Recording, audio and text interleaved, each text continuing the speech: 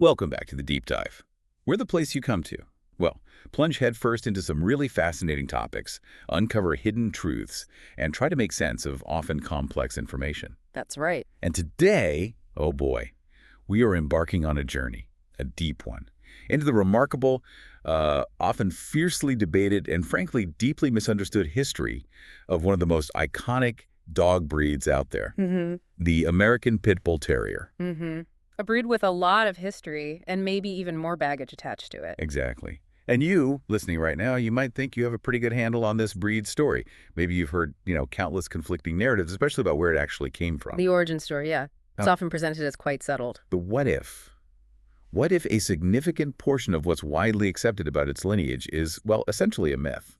A really persistent, deeply ingrained myth. That's a bold starting point. It is. And that's our mission today, to meticulously, cut through all that noise, peel back literally centuries of layers, and hopefully unravel the true, often surprising lineage of this really powerful canine. Yeah, digging deep. We're hoping to reveal some unexpected facts that might fundamentally shift how you perceive this incredible breed.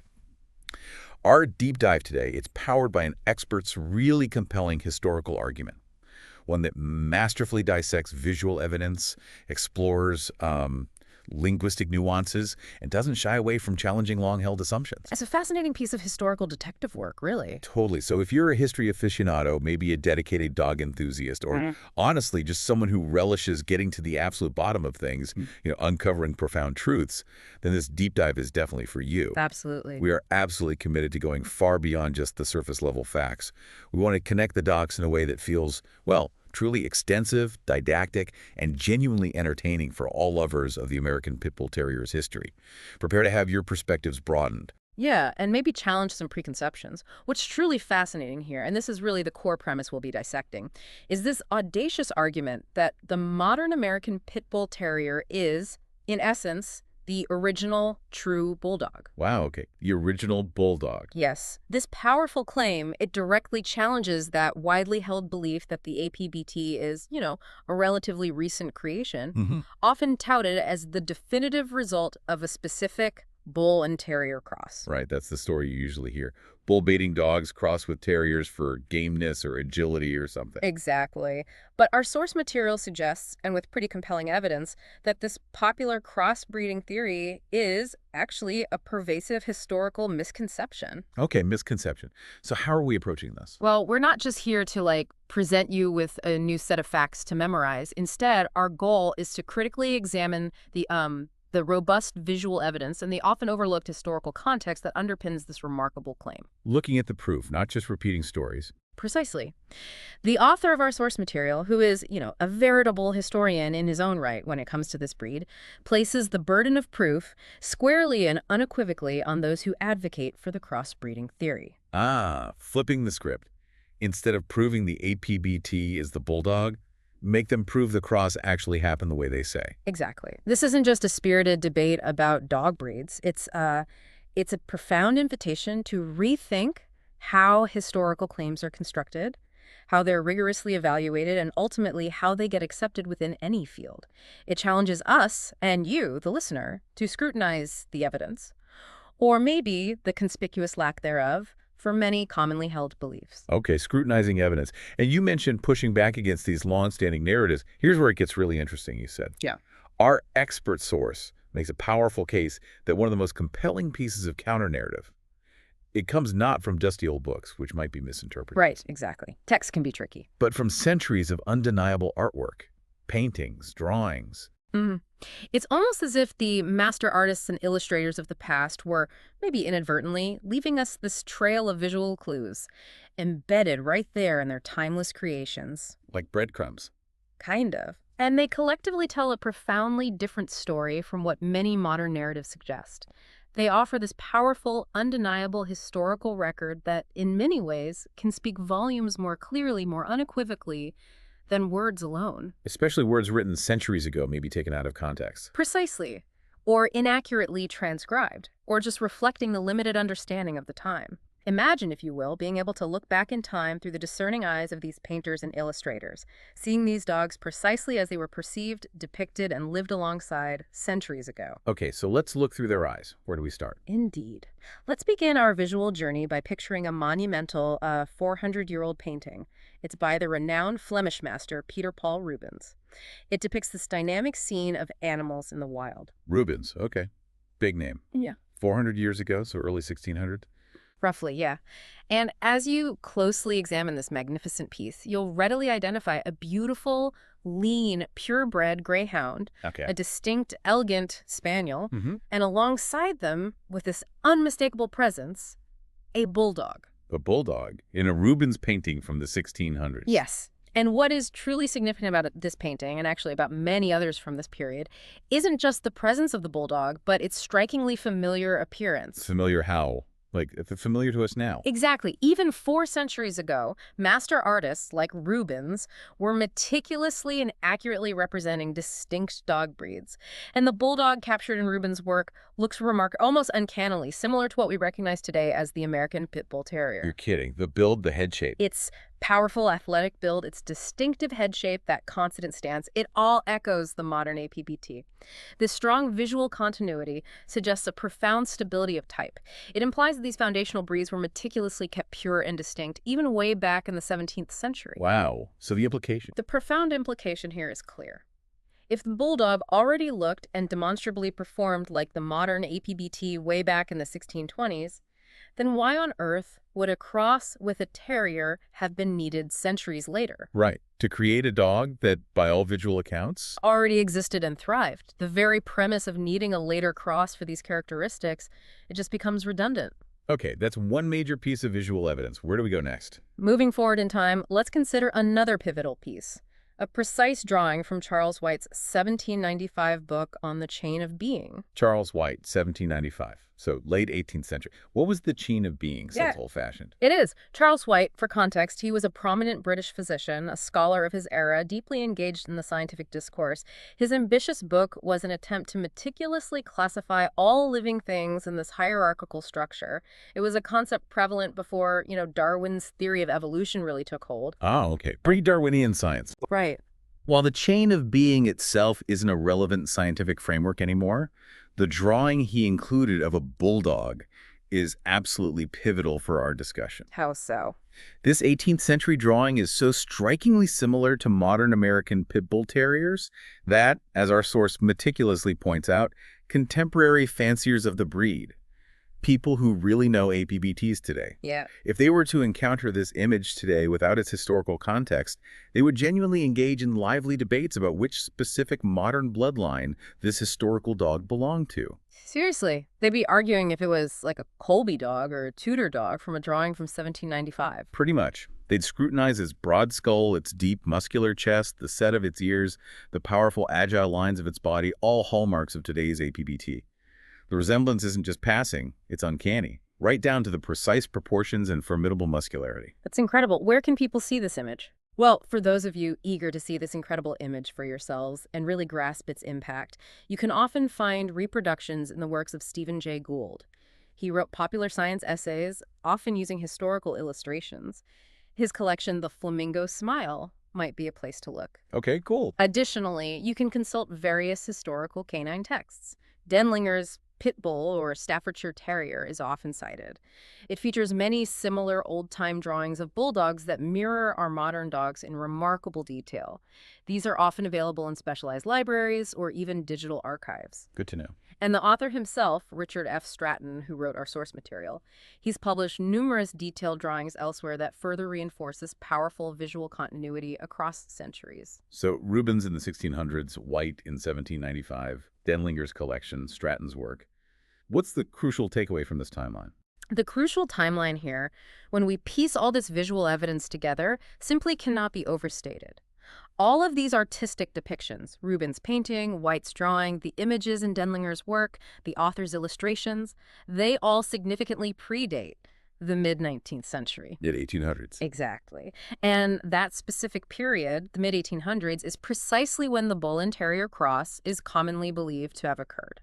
It's cited as the origin point for the American Pit Bull Terrier. Right. So this consistent visual record from centuries prior raises an incredibly important, really a foundational question, one that proponents of the crossbreeding theory need to logically and satisfactorily address. Which is? If the Bulldog already looked, functioned, and was utilized exactly like the American Pit Bull Terrier before this supposed cross, then what precisely was crossed with what? And maybe even more critically, why was such a cross ever deemed necessary? The visual evidence just doesn't seem to support the need for a cross to get the dog we see. Exactly. The sheer weight of consistent visual evidence strongly suggests a continuous, pure lineage for the true working bulldog, rather than some hybrid origin for a dog that already, demonstrably, existed. Now, that is a truly powerful point, especially when you lay out the visual evidence so clearly. It almost feels like we're looking at a dog breed that it just is and always has been this distinct type. But, okay, playing devil's advocate here, or maybe just voicing what many listeners are thinking, an immediate counter-argument springs to mind. But what about all those historical writings? You know, the ones that frequently mention half-and-halves and bull-and-terriers. Right, those terms definitely exist in the literature. They do. They pop up repeatedly in various writings from the last few centuries. And on the surface, they certainly seem to suggest that there was some kind of crossbreeding happening, creating these specific hybrids. It's a common sticking point, isn't it? An apparent contradiction to this idea of a pure, consistent bulldog form. It is. It's the main piece of evidence usually cited for the cross theory. So how do we reconcile these? How do we make sense of historical documents talking about mixed breeds while the visual evidence points so strongly to a pure lineage for the working bulldog? Is our source suggesting these historical accounts are simply wrong or misinterpreted? That's a crucial historical puzzle, yeah.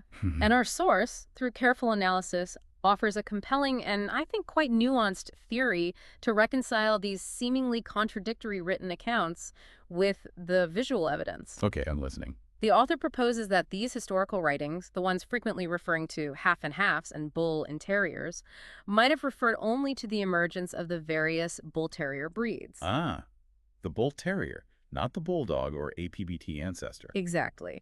And not to the working bulldog as we know it today or its direct ancestors. This distinction is absolutely crucial because it allows for the historical existence of these crosses without necessarily implicating or challenging the pure established lineage of the traditional working bulldog. Two separate lines, potentially. Okay, that's interesting. So tell me more about this distinction. How did the bull terrier breeds come about then, according to this theory? Right. To elaborate on this, let's delve into what our source refers to as the malformed bulldog theory. Malformed bulldog. Okay. It suggests that around the 18th and early 19th centuries, a distinct type of bulldog began to emerge, one characterized by what we now scientifically call brachycephalic features. Okay, brachycephalic, that means the pushed-in nose, short muzzle like modern pugs or English bulldogs. Exactly that. These dogs, with their unique and at the time quite novel appearance, were likely kept and selectively bred primarily as pets, for their distinctive look, perceived cuteness or novelty factor, rather than for any real working utility. So a divergence starts happening within the bulldog category. Precisely. This pushed-in nose trait, once it appeared, could have been fixed or solidified relatively quickly, maybe within just a few generations of careful selective breeding, especially given the growing interest in canine aesthetics even back then. Right, and this created confusion. It seems so. This sudden emergence of a physically altered bulldog type created a significant source of confusion in the minds of people at the time, particularly among those who valued working ability above all else. Okay, so you have two types emerging, both called bulldog. Exactly. On one hand, you had the traditional working bulldog, the dog identical to our modern American Pit Bull Terrier. This was the breed that had for centuries earned its living as a formidable hunter, a reliable catch dog for butchers, efficiently subduing livestock. And yes, historically in the fighting pits too. Yes, that too. This working bulldog was prized above all else for its long, punishing jaw. That was a crucial feature for securing a tenacious grip, holding power that could literally save a butcher from a charging bull or a hunter from a dangerous boar. Its anatomy was built for function, for endurance. The original functional model. Right. Then on the other hand, you had this new type of bulldog emerging, the brachycephalic type, which, as we mentioned, was kept primarily as a pet or a curiosity. The one with the pushed-in nose. Yes. And these dogs, due to their severely pushed-in noses and the resulting short upper jaws, profoundly lacked the necessary gripping space in their mouths. Ah, they couldn't bite and hold properly? Exactly. In the blunt functional language of the time, they were often dismissively said to have no mouth, meaning no functional bite for serious work. While these pushed-in nose types might have been occasionally, perhaps somewhat unsuccessfully, pressed into work, they simply couldn't have been very good at it, if at all. Their physical conformation made an effective, prolonged grip fundamentally impossible. Makes sense. Form follows function, or lack thereof. And the consistent emphasis in the writings of the last century on the desirability of the long, punishing jaw for any truly working dog further underscores this critical functional distinction between the two types of bulldogs that coexisted and were both referred to by the same name. Okay, so we have the working bulldog, like an APBT, and the emerging brachycephalic pet bulldog. How does this connect back to the bull-and-terrier writings and the bull-terrier breed? Right, here's the crucial pivot in the author's argument. It is the author's compelling opinion that these malformed bulldogs, these brachycephalic ancestors to our modern show bulldogs with their distinctive pushed-in noses, were then selectively bred, perhaps deliberately, perhaps accidentally, with some terrier blood. Okay. Any number of times, possibly, to produce the various iterations of the modern show bull terrier. Ah, so the bull-and-terrier cross refers specifically to crossing the brachycephalic bulldog type with terriers, leading to the bull terrier. That's the core of the argument. And as concrete visual evidence to support this, our source points to detailed drawings from 1890 magazines. What do they show? These illustrations depict the original bull terriers as being strikingly long-legged white dogs and, crucially, still possessing that hallmark pushed-in nose. Consistent with crossing a brachy bulldog with a terrier. Exactly. It aligns perfectly with the theory that they were a direct cross between the emerging brachycephalic bulldog type and a terrier. The long, punishing jaw that we see in later, more refined bull terriers, which is now a characteristic associated with them. Yeah, they have a distinctive head shape now. Right. That was undoubtedly developed through subsequent, highly selective breeding in the intervening years. It likely wasn't present in their initial bull terrier cross, if that cross involved the brachycephalic bulldog. Okay, this distinction helps differentiate the working bulldog's lineage from the bull terrier's lineage, potentially explaining those bull-and-terrier references without messing with the original bulldog line. Exactly. It allows both histories to coexist without contradicting each other. That also touches on another point you mentioned briefly, this idea that dogs were only bred for performance until recently. Yeah, it's important to challenge that myth, too. The idea that all dogs throughout history were bred solely for performance or function until, formal dog shows came along in the late 19th century. Our source adamantly states this is simply not true. How do we know? Well, if we consult historical artwork again, we can clearly see for ourselves that various fancy dogs existed long before shows. Dogs bred primarily for specific size, unique appearance, amusing quirks, rather than purely for utilitarian function. Like lap dogs for nobility. Exactly. Noble women often had very small companion dogs, or dogs with exaggerated features, simply for companionship and novelty. This means selective breeding for purely aesthetic reasons is not a modern phenomenon. It's been happening for centuries. Which complicates the simple idea that all old dogs were strictly working animals. Right. Breeding for looks is not just a recent development tied to dog shows. It's been part of the human-dog relationship for a very long time. Okay, that distinction between the functional working bulldog and the emerging pet type, and how that pet type might have led to the bull terrier breeds, that really starts to untangle a lot of confusion. It brings clarity. Hopefully, yeah. But let's shift gears slightly and talk about the term terrier itself. To most people, it seems pretty straightforward. A specific type of dog, often linked to digging or hunting small game underground. Go to ground dogs? Yeah.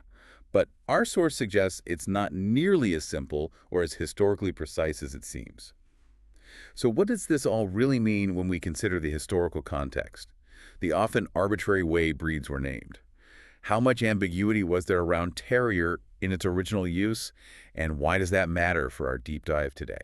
You've hit on a really critical point. The term terrier is far more vague, arbitrary, and frankly, historically loaded than most people realize today. How so? Vague. Well, while it's commonly understood today as referring to dogs that go to ground, burrowing into the earth or entering dens to hunt prey, the fact is that in older historical writings, the term was primarily, almost exclusively, used to refer to small dogs that were utilized for hunting vermin. Vermin specifically, not just any small game. Specifically vermin, as opposed to what was considered desirable game.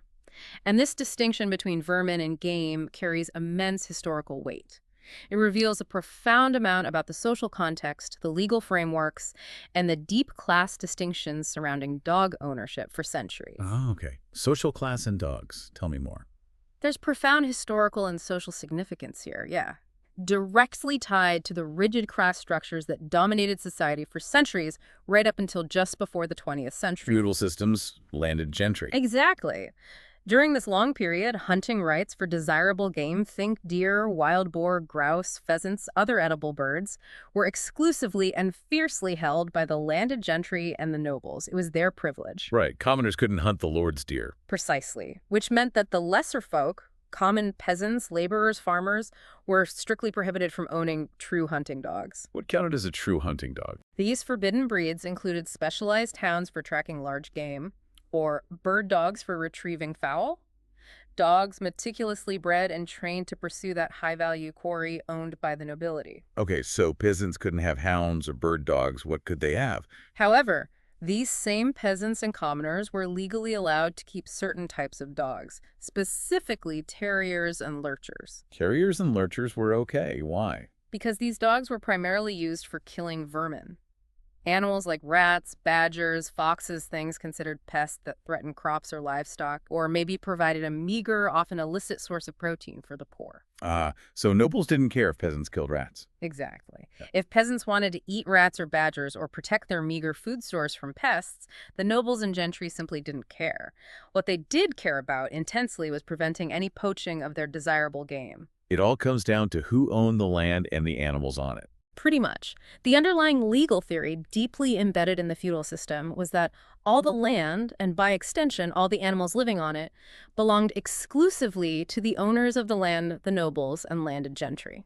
So this legal framework directly influenced dog ownership and naming. Profoundly. It influenced not only what types of dogs different social classes were allowed to own, but consequently how those dogs were categorized, named, and even perceived within society.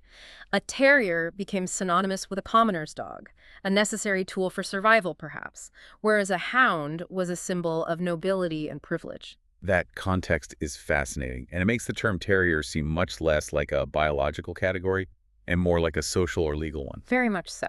And as a truly fascinating side point that highlights the fluidity of historical canine classification, the working bulldog, despite its clear function and formidable appearance, was sometimes even categorized as a hound in various historical writings. A bulldog called a hound. Wow, okay, so the terms were really loose. They could be very loose and contextual. Perhaps it's no accident, then, that the Irish, who at the time were largely impoverished, landless, and subjugated under British rule, frequently referred to their powerful working bulldogs as pit terriers. Pit terriers. Yeah. Even though they weren't really terriers in the go-to-ground sense. Right. This raises an important question, invites intriguing speculation. Why that particular name for a dog so clearly not a typical terrier? What are the possibilities? Well, it could have been purely practical, describing the dog's primary use in the pit, a common setting for working bulldogs. Or, perhaps more intriguingly, it could have been a clever, maybe even defiant way to sidestep those stringent restrictions on owning hunting dogs. How so? By aligning their powerful bulldogs with the legally permitted and socially less threatening terrier type. Calling it a terrier might have been a way to keep a working dog without attracting the wrong kind of attention from the authorities or the ruling class. That subtly highlights how societal constraints, legal frameworks, even cultural identity, influenced not just dog ownership, but the very names people used, leading to what look like misnomers to us now. Exactly. Names reflected function, social standing, legal loopholes, maybe even resistance, not just pure biological lineage or type in the way we often think of breeds today. That's incredibly insightful, how social class, law, and identity shape our historical understanding of breeds and their names. It makes you think about how filtered historical records are. Through the lens of context and power structures. Now, let's bring this narrative forward a bit, into an era that had a huge, indelible impact on how we perceive and categorize dogs today. The advent of formal dog shows. Ah, yes, the Kennel Club era. Right. How did these new institutions, emerging late 18th century, gaining steam in the 19th? How do they further shape our understanding, our naming of breeds, and maybe even inadvertently contribute to some of the confusion we're trying to unravel today? The emergence of formal dog shows, yeah, particularly towards the end of the 18th century and really picking up momentum in the 19th, it marked a truly pivotal shift in canine history. How did they start? Initially, these shows were driven primarily by hunters and dog fanciers, people who wanted to display their dogs, but not necessarily for direct working ability in a field trial context. It was more about competitions based predominantly on appearance, conformity to a specific aesthetic ideal. So looks became more formalized. Yes, this burgeoning movement quickly led to the formation of formal organizations. In England, a group of dedicated hunters and breeders formed an association we still know today, the Kennel Club. And in the U.S. Here in the United States, our equivalent show organization, governing much of dog breeding and competition, is the American Kennel Club, the AKC. Okay, so these clubs formed initially around hunting dogs. Mostly. But then, as dog fanciers of other breeds, beyond just the traditional sporting dogs, saw the popularity and the structured framework of these shows, they wanted in too. They wanted to participate, showcase their dogs, establish their own breed standards. Makes sense. More breeds wanted recognition. Exactly. But this rapid expansion of breeds joining the competitive scene, particularly mid-19th century, it presented immediate and significant challenges for categorization within these new kennel clubs. How did they group them? It must have been chaotic. It was pretty basic at first. The initial groupings were quite broad, almost rudimentary. They started primarily with sporting dogs, your traditional hunting breeds like pointers, setters, retrievers, Right. and non-sporting dogs, which was essentially this sprawling, somewhat arbitrary catch-all category for basically all the rest. Any dog that didn't neatly fit the hunting mold. So companion dogs, farm dogs, everything else just got lumped together. Pretty much initially. Early companion breeds, working farm dogs, even those emerging fancy dogs we discussed. But as more and more breeds were introduced, these simple categories just proved utterly insufficient, unwieldy. You needed more boxes to put dogs in. You got it. So over time, as the sheer number and diversity of registered breeds grew, more specific categories were opened up, including working dogs and, yes, terriers. Ah, so the terrier group was created as part of this organizational process. Exactly. This evolution clearly demonstrates that while terrier became a convenient, handy way to group several breeds within the artificial construct of the show world, it actually has, as our source puts it, very little authentic standing as a precise historical or functional classification rooted in the true ancient origins of these dogs. It's more like an administrative category for show purposes. Largely, yes. It developed more as an administrative solution for organizing shows, standardizing judging, born out of convenience for a burgeoning hobby rather than reflecting some deep, immutable, historical or biological truth about the dog's ancient functions or origins. That really reframes the kennel club groups.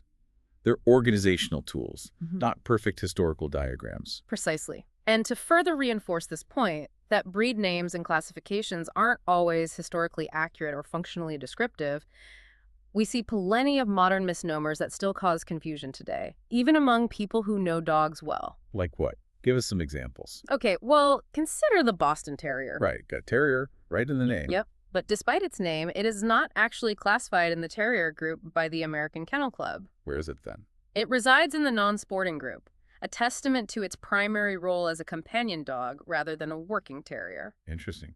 Any others? How about the German Shepherd dog? Renowned globally for its herding abilities, often seen working livestock. Yeah, definitely a herding dog in function. But it's not always classified as a herding dog within certain contexts or organizations. Often it falls into the working group due to its versatility and strength in other roles like police work or protection. So even with well-known breeds, the official classification doesn't always perfectly match the function or even the name. Exactly. These contemporary examples powerfully illustrate that the confusion surrounding breed names and historical lineage isn't unique to the Bulldog or the APBT. It's a common thread woven throughout the history of modern dog breeding and show classifications. It highlights that the names we use are often products of convention, convenience, maybe historical accidents. Or sometimes outright historical misinterpretation, rather than precise, unassailable biological or historical truth. That's a crucial insight, that our modern classifications, even the names, can be products of this somewhat arbitrary historical process. It makes you approach all breed histories, even the idea of a breed, much more critically. It definitely should encourage that, yeah. So bringing us back then, full circle almost, to the core argument of this deep dive. the true lineage of the American Pit Bull Terrier. Our source directly confronts the viewpoints that perpetuate that bull-and-terrier cross narrative. Okay, let's unpack this critical stance the author takes against the long-standing theory. What exactly is the challenge being posed? The author, Richard Stratton, he's quite direct, uncompromising in his critique of what he calls arguments from authority. Meaning just accepting what old books say. Essentially, yes. He emphasizes a crucial principle of scientific and historical inquiry. Relying solely on old writings about bull and terriers, or half and halves, is scientifically weak. And in his view, it should be discarded as definitive proof if there's no other compelling corroborating evidence. So don't just quote old sources without checking if they hold up against other evidence. Exactly. It's a vital lesson in critical thinking, really, not just for dog history, but for any field. Just because something is old, frequently quoted, or widely accepted doesn't automatically make it true or accurate. Texts can be biased, misinterpreted. Right. Old texts can be subjective, influenced by the biases or limited knowledge of their time, or simply open to multiple interpretations that got solidified into singular narratives over generations. He challenges the listener and the whole dog fancy community to move beyond simply quoting historical texts as unassailable proof when other evidence, like those consistent visual records across centuries, fundamentally contradicts them. Demand robust evidence, not just tradition. That's the gist. Furthermore, and this is where the author really puts the burden of proof back on the proponents of the cross theory, he poses a series of challenging, almost rhetorical questions. Questions that, from his perspective, advocates of the crossbreeding theory simply cannot answer logically or consistently with the available evidence. Okay, what are these questions? Let's hear them. First, he asks, why are there numerous drawings and paintings in existence, some centuries old, clearly labeled bulldogs, and these drawings consistently show these dogs performing every single task that our modern American pit bull terriers are used for now? Like what tasks specifically? This includes depictions of them actively fighting other dogs, yes, but also hunting dangerous wild boar in dense forests, doing precise catch work on powerful bulls or hogs, demonstrating both immense strength and agility. So the art shows them doing the exact jobs associated with APBTs. Correct. This consistent visual record directly contradicts the notion that a cross with a terrier was needed to imbue the bulldog with these specific working traits, because the original bulldog, as depicted, evidently already possessed them and was used for these demanding purposes long before any supposed cross. Okay, that's question one. The visual evidence contradicts the need for a cross. What's next? Second, he asks, why, if our dogs, and he's referring specifically to the American Pit Bull Terrier here, are supposedly a relatively recent cross, why are they still referred to as bulldogs today? Among the vast majority of dedicated fanciers, breeders, enthusiasts of the APBT. That's true. People involved with the breed often just call them bulldogs. Right. This colloquial terminology, deeply ingrained, persisting across generations of knowledgeable dog people, it suggests a profound, almost innate recognition of a continuous bulldog identity rather than a hybrid one. It's not just a casual nickname. It feels like a testament to how the community intrinsically views these dogs. As the direct descendants. As the direct, unadulterated descendants of the true bulldog, reflecting a historical continuity that maybe transcends formal breed registers. Okay, so visual evidence contradicts the need, and common terminology suggests continuity. What's the third big question? And finally, perhaps most importantly, the author demands a logical explanation. Why was such a cross ever needed in the first place? Back to the core point. Exactly. If the original bulldog, as powerfully depicted in all this historical artwork and as extensively described in its working capacity across various accounts, already possessed all the desired characteristics, like courage, gameness, power. Unparalleled courage, unwavering gameness, that relentless spirit and determination to complete a task regardless of pain or difficulty. Immense power, the tenacious bite, the stamina, and the perfect physical appearance necessary for its tasks. If it already had all that, Then why mess with it? not precisely. Why would anyone have sought to introduce outside terrier blood to achieve traits that were already inherent, well-established, and highly refined in the breed? It doesn't make logical sense if the original dog was already fit for purpose. That's the crux of it. These unanswered questions collectively highlight the profound logical inconsistencies, the gaping historical holes within the widely accepted crossbreeding theory. They compel us to critically re-examine the prevailing narrative and consider that maybe the simplest, most consistent explanation, the one powerfully supported by centuries of visual evidence and logical deduction, Is that the Bulldog has, in essence, remained true to its original form. and the American Pit Bull Terrier is that direct living descendant. Those questions really do cut to the absolute heart of the matter, don't they? It's incredibly difficult to ignore the logical gaps, the contradictions in the popular narrative, once you start looking at the evidence presented this way. It shifts the perspective significantly. It provides such a clear, compelling argument that the American Pit Bull Terrier isn't some modern creation, a mere hybrid, but could actually be the living embodiment of the true historical bulldog. It brings such refreshing clarity to a topic that, honestly, for too long, has been shrouded in so much confusion and misinformation. Absolutely. The author, Richard Stratton, he ultimately states his practical preference for retaining the formal name American Pit Bull Terrier, acknowledging its widespread recognition, its established identity within canine registries, the breed's current place in society. It's the name we use. Right. Changing it now would be chaotic. It would. However, he also shares this powerful, almost wistful vision for what he described as a perfect world. Okay, what's his perfect world scenario? In this ideal scenario, the real bulldog, which he unequivocally identifies as the type identical to the American Pit Bull Terrier, would reclaim its rightful and historical name. Take back the name Bulldog. Yes. This reclamation would mean taking back the official designation from what he critically describes as the show monstrosity. Oof, strong words. He means the modern English bulldog. That's the implication. A pointed reference to the brachycephalic type of dog that currently officially bears the name Bulldog in many kennel clubs. His critique of the show monstrosity is rooted in its extreme physical alterations, the severely shortened muzzle, the respiratory difficulties, the structural issues that compromise its health and functional ability. Making it, in his view, a caricature of its powerful ancestors. That seems to be his perspective. So this isn't just about a name. It's about historical accuracy, functional integrity, and recognizing the true, powerful lineage that continues in the APBT. And he adds one more provocative thought. He does. He adds this truly provocative thought to this vision, a statement really designed to make us pause and reconsider. Surely the English never really wanted that dog as their symbol. Wow, meaning the modern show bulldog. That's the clear implication. It isn't just a flippant remark or a casual slight. It challenges the listener, you, to deeply consider cultural identity and historical representation through the lens of dog breeds. How so?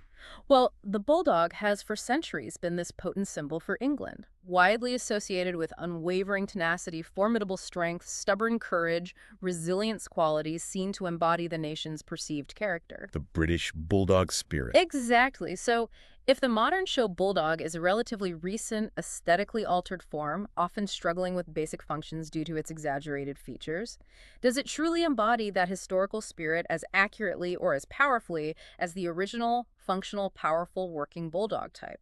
The type now largely represented by the American Pit Bull Terrier. It forces you to question which dog truly represents that historical symbol.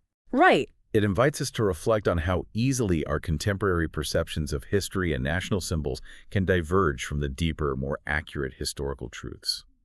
And maybe to profoundly appreciate the enduring, unbroken connection between the American Pit Bull Terrier and the ancient, unadulterated working bulldog. Wow, what an absolutely incredible journey of discovery we've just been on. Seriously. Yeah. From dissecting 400-year-old paintings by Rubens, detailed 18th century drawings by Charles White, to meticulously unpacking the intricate social class distinctions that profoundly influenced dog naming, then rigorously challenging these long-held beliefs about breed origins that have persisted for centuries. We've really traversed centuries of canine history. Dug deep into the essence of what makes a breed, yeah. And the clarity that emerges from this extensive deep dive is, well, it's striking, the compelling and robust argument that the American Pit Bull Terrier is not some arbitrary crossbreed, but a direct descendant, the living embodiment of the true historical bulldog. That's the core thesis. And that the widely accepted bull and terrier cross theory is, in light of the evidence presented, likely a significant historical misinterpretation.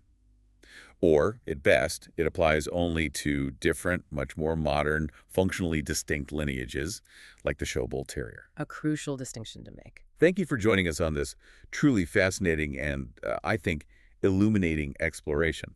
So what does this all mean for you, our dedicated listener? Yeah. What's the takeaway? Well, hopefully, it means you can now approach dog history, breed classifications, even the dogs you encounter every single day, with a far more critical, informed, and discerning eye. Questioning the easy answers. Exactly. Hmm. You now possess the tools, the perspective, to question popular narratives, to look beyond the surface, and to actively seek out the deeper, often surprising truths, even when they boldly challenge long-standing assumptions. We genuinely hope you've not only enjoyed, but also truly benefited from this extensive, didactic, and, we hope, entertaining deep dive for all lovers of the American Pit Bull Terrier's rich and complex history. And maybe this deep dive, in many ways, it raises an important question for all of us, really. How easily can historical narratives become distorted, or misunderstood, or even deliberately obscured over time, whether intentionally or not? That's a sobering thought.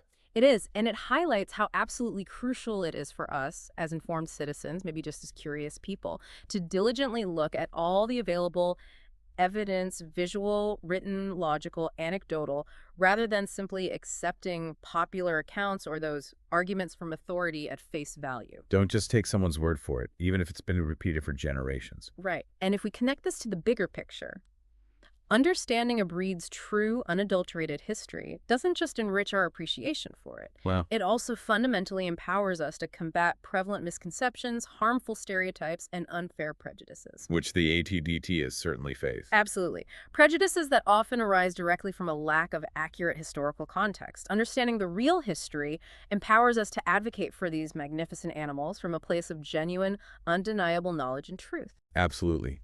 And that's precisely what the Deep Dive is all about, empowering you with knowledge, a fresh perspective, and maybe the confidence to question. Thank you for being an invaluable part of the Deep Dive. Thanks, everyone. And we wholeheartedly encourage you to continue your own deep dives into whatever intriguing topics pique your curiosity and demand a closer look. Until next time.